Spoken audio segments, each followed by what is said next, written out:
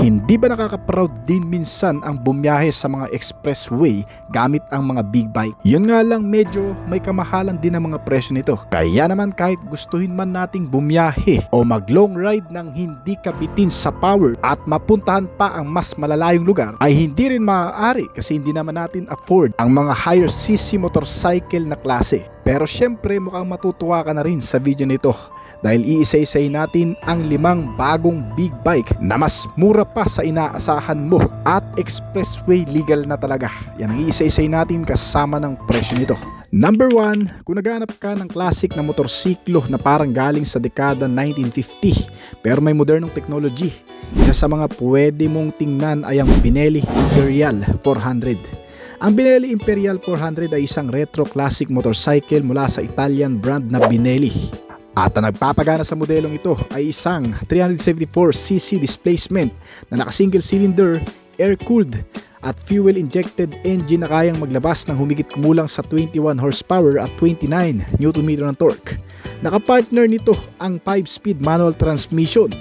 Ang karakter nito ay hindi para sa matulin na hatawan kundi para sa relax at komportabling cruising. Pagdating sa sukat, mayroon itong 12 liter na fuel tank capacity, may 165mm na ground clearance size at humigit kumulang sa 190 hanggang sa 205 kilo ang kabuuang bigat nito. Pero depende pa rin sa market specification. Ang seating height nito ay nasa bandang 780mm lang, kaya medyo friendly kahit sa hindi katangkaran na rider. Para naman sa preno, naka-disc brake ito sa harap at likod at may dual channel anti-lock braking system na nakasama para sa dagdag na kaligtasan. Ang harapang gulong ay nasa 19 inch habang 18 inch naman ang likuran. Bagay na bagay sa classic styling nito. Sa itsura, makikita mo ang bilog na headlight, may chrome details, teardrop fuel tank at spoke wheels at twin pad analog gauges. Isa ito sa pinakamalapit na modernong motorsiklo sa tunay na vintage motorcycle look. Sa totoong paggamit, maraming may-ari ang nagsasabing komportable ito para sa city rides at weekend cruising. Maganda rin ang build quality at mababa ang vibration kumpara sa inaasahan sa isang malaking single-cylinder bike. Gayunpaman, hindi pa rin ito ginawa para sa mabilisang expressway o overtaking dahil limitado lang ang horsepower nito kumpara sa twin-cylinder na mga 400cc motorcycle. Pagdating naman sa presyo sa Pilipinas, noong huling available ito sa market, karaniwan itong nasa humigit kumulang sa 230,000 pesos hanggang sa 250,000 brand new depende sa dealer at promos. Sa second hand market ay meron na rin ito. Madalas na makikita ang unit mula sa 120,000 na lang ngayon hanggang sa 150,000 depende sa kondisyon, taon at milyahe dito sa Pilipinas. Number 2 sa pinakamurang big bike sa bansa.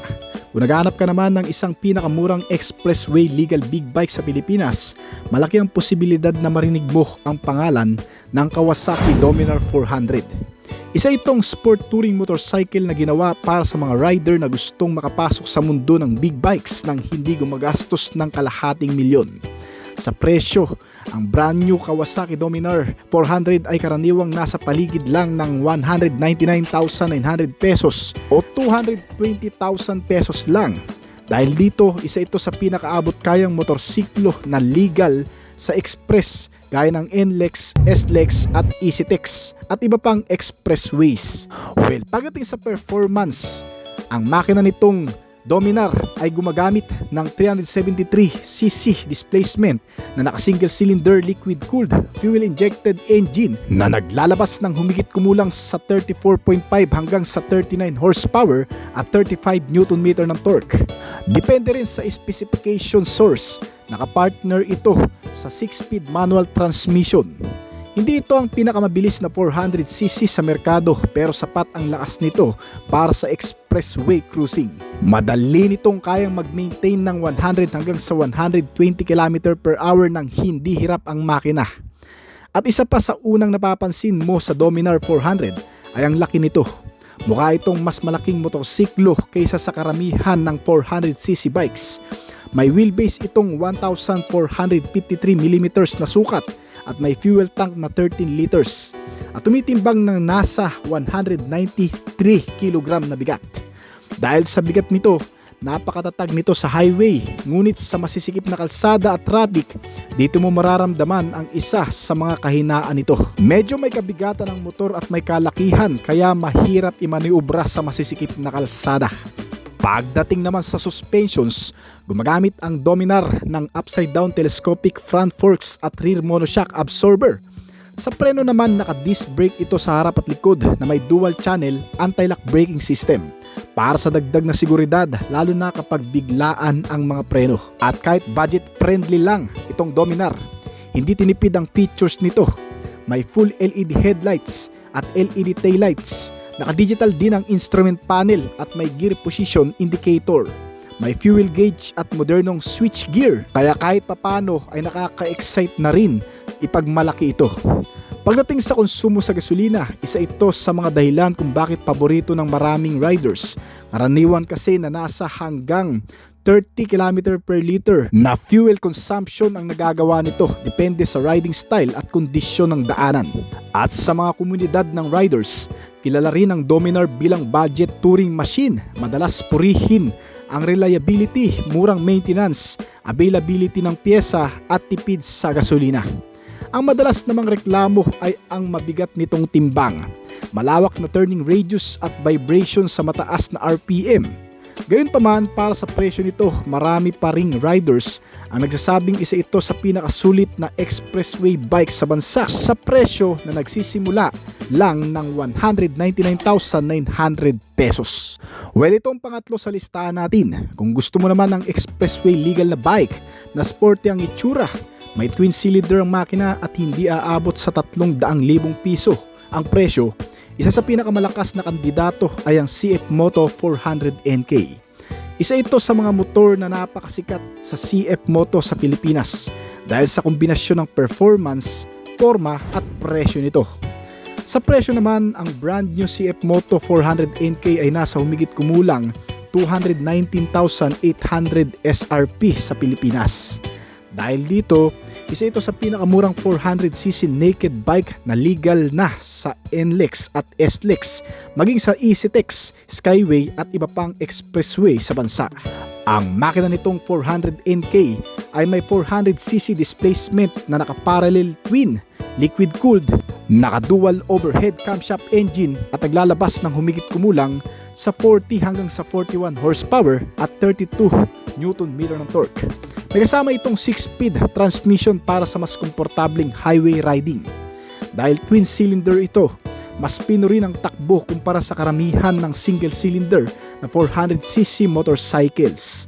Mas maayos ang acceleration at mas komportable sa mas matataas na bilis sa expressway. At ang top speed naman ito ay humigit kumulang sa 155 km per hour lang, depende sa rider, kondisyon ng motor at daan. Kayang-kaya nitong mag-cruise sa 100 hanggang sa 120 km per hour nang hindi hirap ang makina. Sa gasolina naman, isa ito sa matipid na big bike sa segment nito. Karaniwang kasi nakakakuha ito ng 26 hanggang sa 29 km per liter sa highway riding. Kaya naman kung puno ang tangke nito na may 12.5 liter, maaari kang umabot sa humigit kumulang 300 hanggang sa 350 km bago mag-refuel. Ang seating height nito ay nasa 780mm hanggang sa 785mm, kaya abot ng maraming Pilipinong rider.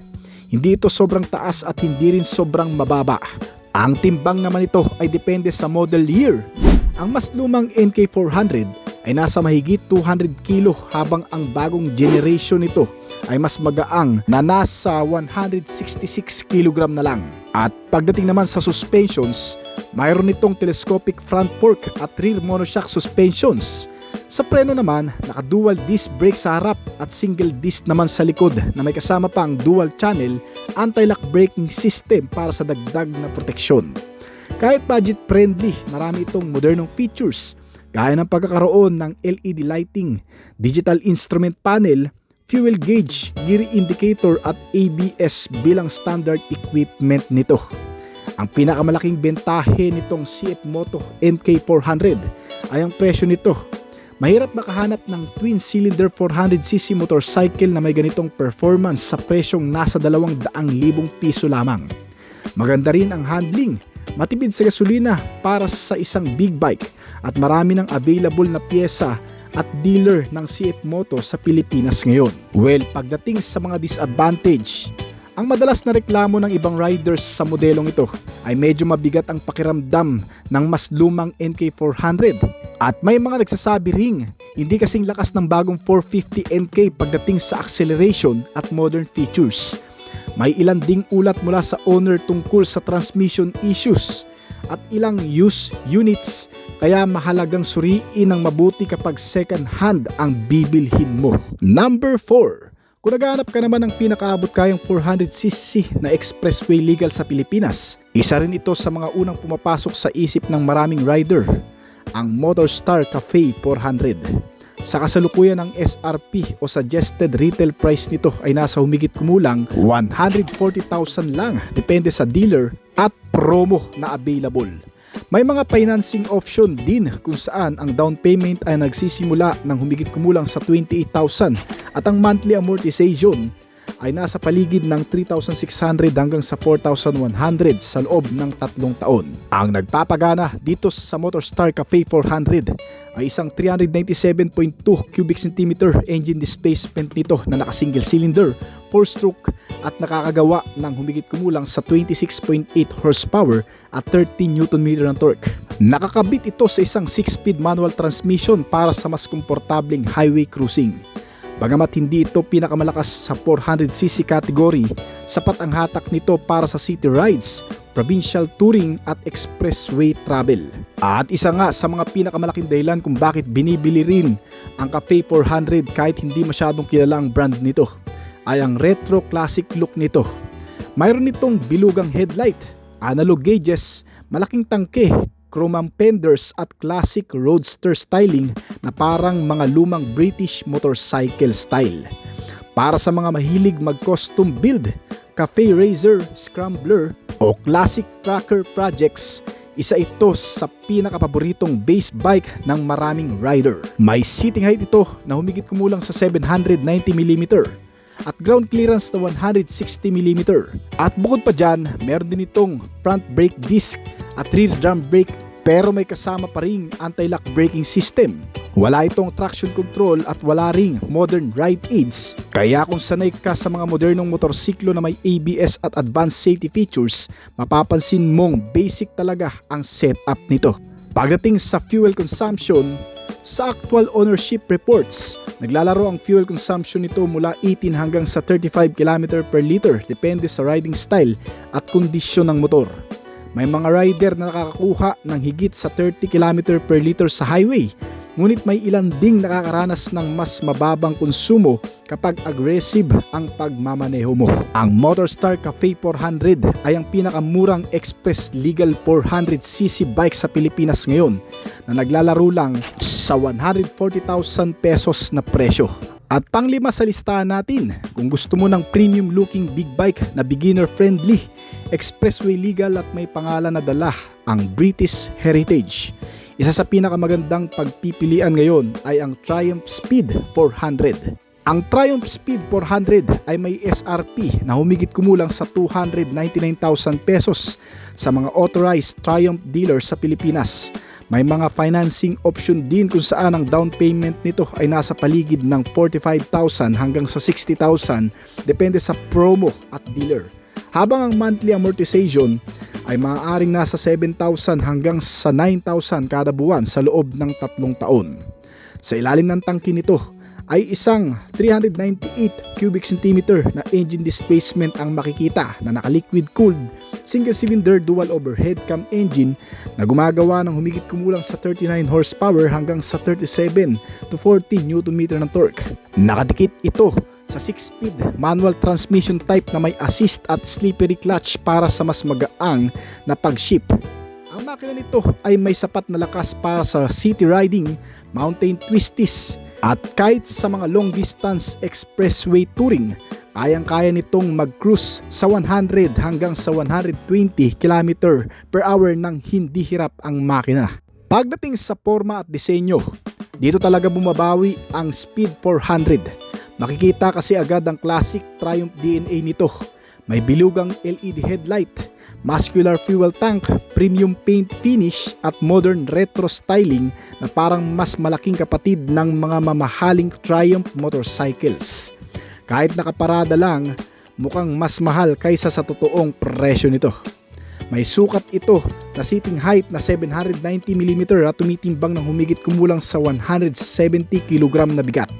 May fuel tank capacity ito na 13 liters at speaking sa fuel, ang fuel consumption rate na nagagawa nitong Triumph Speed ay umaabot mula 20 to 25 km per liter sa highway. May wheelbase size ito na 1,377mm. Maganda ang seating height nito para sa karamihan ng Pilipinong rider. Hindi gaanong mataas at madaling kontrolin kahit sa traffic. Isa sa pinakamalaking dahilan kung bakit maraming rider ang pumipili ng Speed 400 ay dahil sa safety package din ito. Naka-dual disc brakes, dual channel ABS, may switchable traction control, may ride-by-wire throttle, may slipper clutch, LED lighting system. Sa presyong wala pang 300,000 ay bihira kang makakita ng traction control mula sa isang premium brand.